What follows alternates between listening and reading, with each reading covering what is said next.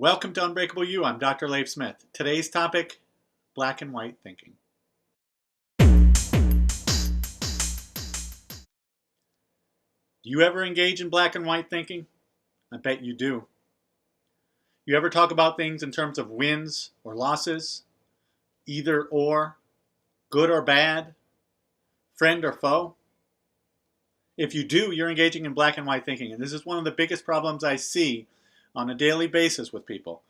Engaging in black and white thinking. The idea that everything in the world can be broken down into two categories.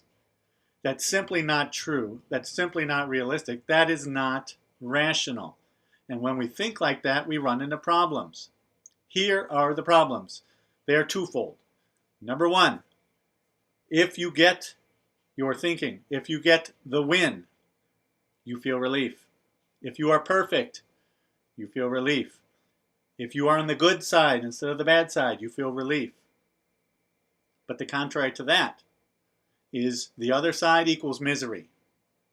So that's number two. You have two outcomes with black or white thinking. Either relief, okay, or misery. Those are the only two things. You either have to be good, and if you're not good, you're bad. People either have to fit into the friend category, because if they don't, they are foe, they are enemy. Good or bad, black or white, either or. This kind of thinking causes a lot of stress in our lives.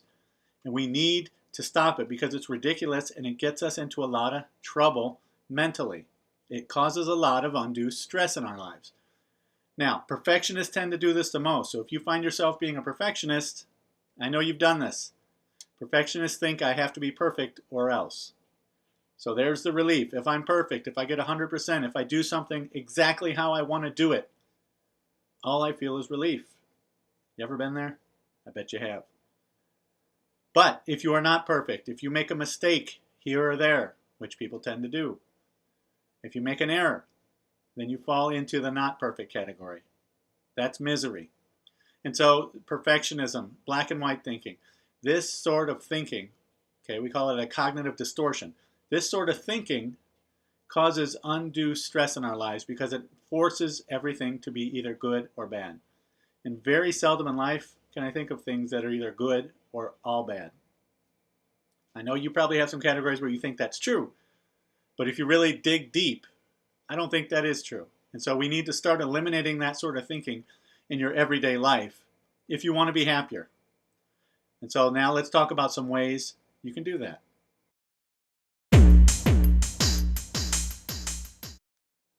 All right, so if you want to eliminate black or white thinking, the first step is you have to learn to be uncomfortable in the gray.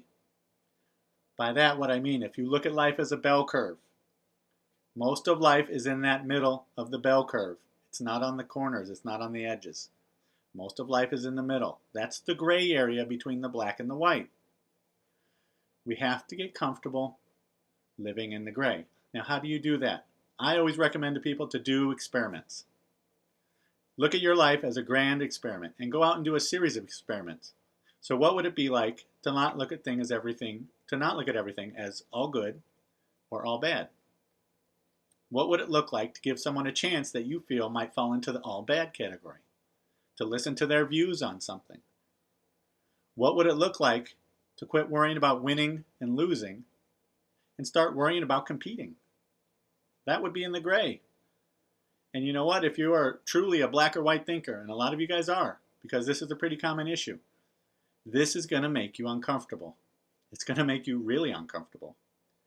It's going to make you really uncomfortable to be in the gray, to be in this area that you've never been in before, to be in this area that you're not used to being in. But that's okay. That means you're in a spot you haven't been in. And if you're a perfectionist, or if you're an all or nothing or a black and white thinker, that's good. That's a good sign. We want that. So my recommendation here is to do experiments. See what the data plays out. See what the data tells you. Go out and do experiments in being in the gray. Collect the data and see how you feel. See how it feels to not be all or nothing. Is it less stressful? Is it a little bit easier? Is it a little bit more fun? Is life has a little bit more flavor to it? I want you to go out and do some experiments in that. in your everyday life, at work, at home, at play, in your social life. Do these experiments living in the gray. Start small, work your way up, and see what it feels like to not have to force your thinking into one or the other in terms of categories. It doesn't have to be good or bad. There's a lot of stuff in the middle. It doesn't have to be black or white. There are a lot of colors on the spectrum, and they're all in the middle.